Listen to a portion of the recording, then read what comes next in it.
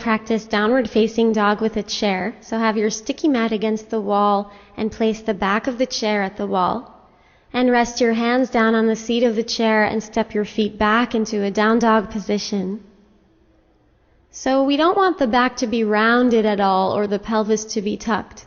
Rather, bend your knees and lift your buttocks way up high so that your pelvis will tilt on the femurs. So the buttocks is lifting, and let the front of your spine be very long. Stretch through the arms, stretch the elbows, the armpits, pull the outer hips back, pull the inner thighs back, pull the pubic bone back and up behind you, and let the head release down and let the chest release towards the toes. Think of the upper spine, the thoracic spine, deepening into the body towards the chest. And then lengthen the trunk. Lengthen the outsides of the trunk and lengthen the inner trunk. Lift the buttocks up. You can keep your knees bent here. That might help you lift the buttocks and pull it way back. And then lean into the chair as you step your feet forward.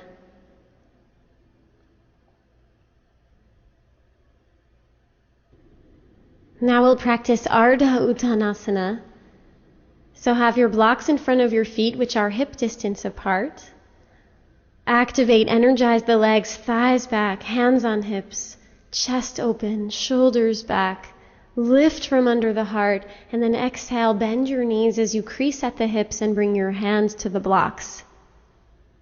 So don't let the spine round at all here. Don't tuck the pelvis or tuck the chin, but rather bend your knees and lift the buttocks, lift the sitting bones, and stretch the front ribs forward to open the chest and look up. Widen the collarbones, elongate the belly, elongate the front of the spine, stretch through the elbows, straight arms here, and keep those knees bent if it helps you keep the buttocks lifting. Stay grounded in the inner feet as much as the outer feet. Pubic bone reaches back, inner thighs reach back. Slide the front of the rib cage forwards and breathe here. Pull the outer hips back, pull the upper inner thighs back, pull the rib cage forward. Deepen the thoracic spine into the body towards the chest.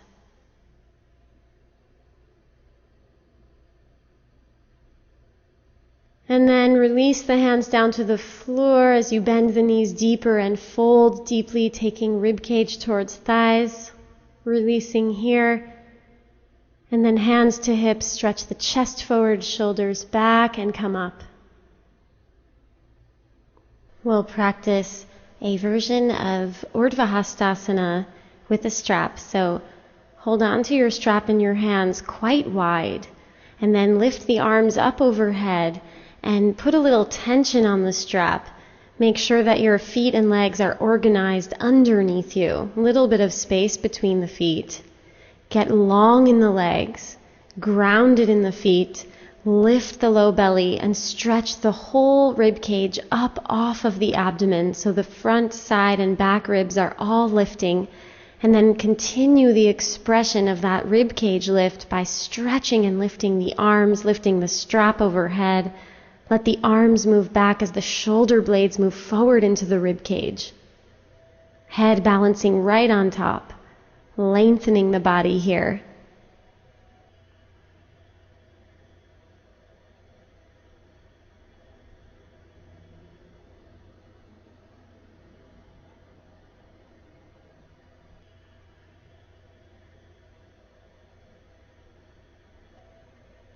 And then exhale and lower the arms down.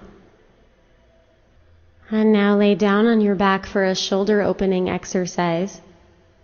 Have your knees bent and feet flat, your pelvis and spine in neutral. And then stretch your arms out to the sides and start to slide your shoulder blades down your back. Stay long in the trunk, long in the abdomen, long in the rib cage. And pull the arms out to the sides, right arm to the right, left arm to the left. And stretch your arms out to the sides from the midline.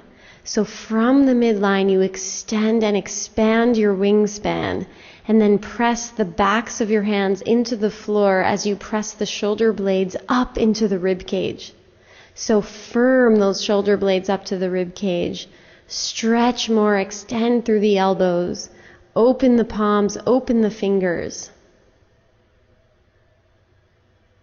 And then as you exhale, release out of this activity.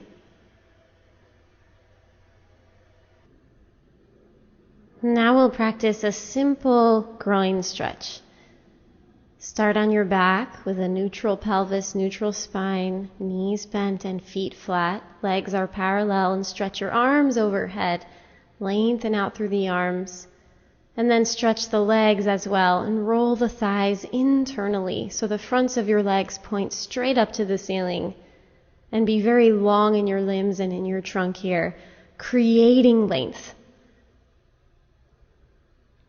And then keep that length in the trunk, in the left leg, and bring the right knee towards the chest, towards the right side of the chest, even towards the right armpit. And grab onto the right knee with both hands and clasped fingers. And stay long in the abdomen, long in the spine. Extend long through that left leg, roll the left thigh in, and ground the left thigh bone down towards the floor. And then grab the right knee with your right hand only, as you see here, and start to pull your right knee out to the right. Stretch your left arm to the left at shoulder height, and open up that right knee out to the side. Stay long in the left leg. And play with moving around that right knee up towards the armpit, down towards hip level. And see if you can explore a groin inner thigh stretch here as the right knee opens out to the right. And then bring the knee back to center and pause here. And then stretch your right leg out, lengthening it out as you bring your left knee towards the left side of your chest. And grab onto the top of the left shin with clasped fingers. And pull the left knee towards the left armpit as you stretch the right leg more. Internally rotate, especially at the very top of the right thigh, and ground the right thigh down. Stay awake in your feet, toes spreading. Long spine. Don't let your abdomen become hardened. A receding, long abdomen. Open chest, shoulder blades sliding down your back. And then stretch the right arm to the right as you take the left knee in the left hand only and start to pull the knee over to the left so the knee stays bent. And you open that left knee out to the left, staying active in your right leg. And play with some movement here, taking your left knee up towards the armpit or down towards hip level. Explore the range of motion here as you enjoy the groin opening.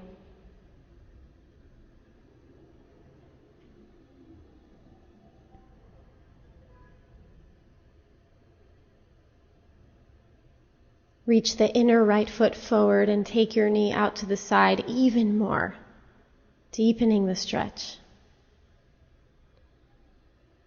And then take your knee back to the center.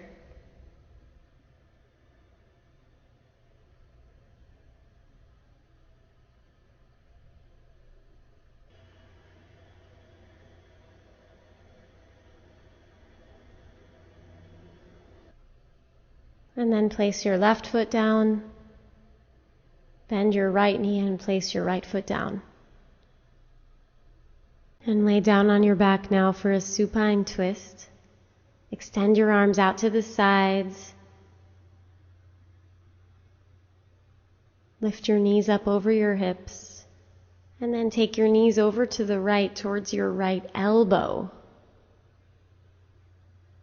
And rest your legs down on the floor here, and then reach the left arm to the left to increase the twist. Feel your belly rolling to the left as your legs relax more and more to the right. Have a sense of widening across the collarbones, long and wide through the arms, open hands. You can ground your arms down into the floor. Lengthen the spine here and turn the belly more to the left as you relax the legs more to the right. And then bring your legs up to the center. And take your legs over towards the left elbow, knees nice and bent. Take a moment as you settle your body here. Reach the right arm to the right to help open the chest. And let your belly recede and roll to the right as you relax your legs more and more to the left. Spread through the arms, long spine, smooth breath. Roll the belly to the right. And then take the legs back to center and feet down. Now we'll practice a supported fish with a bolster underneath the rib cage and have a strap nearby for your hands. So lay back so the bolster supports you underneath your thoracic spine. Release the flesh of the buttocks away from the lower back, away from the back ribs. Knees bent and feet flat to support you, and then grab your strap and reach your arms up and overhead, hands holding the strap at shoulder distance apart. Enjoy this nice extension of the spine as you lengthen through the front of the spine and lengthen the abdomen, and then extend your legs. Stretch the legs and stretch the arms. Allow yourself to be supported by the bolster here.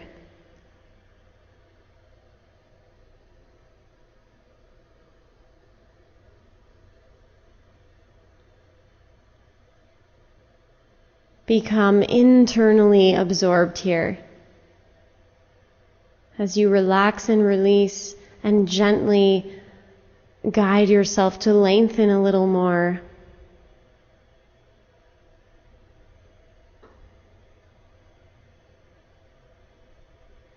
Smooth and steady inhalation and a steady exhalation.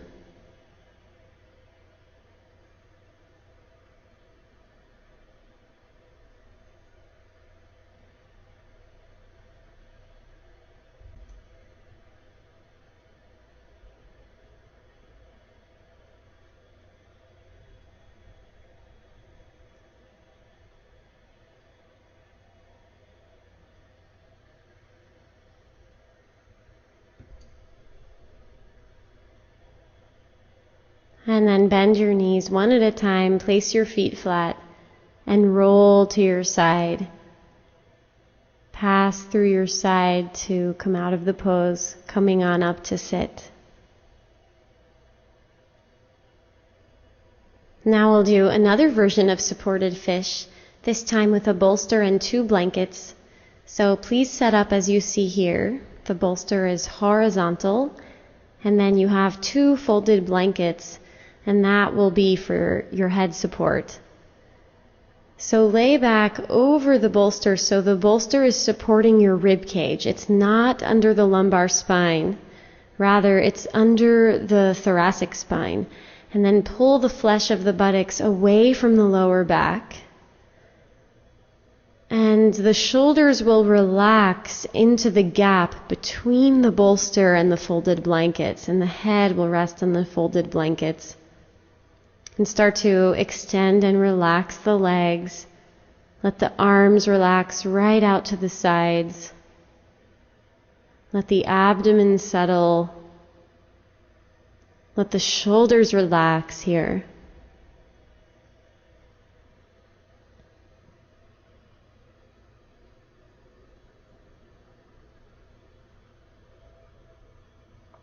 See if the shoulders can really let go because of all of this support that's here.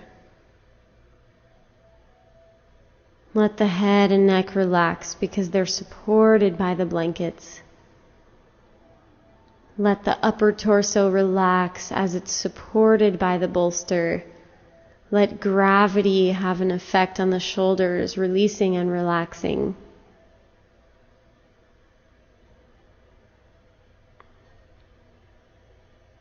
Slow down your exhalations here.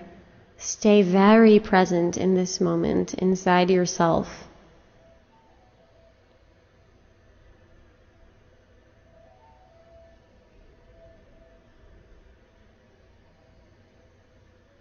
Observing whatever arises.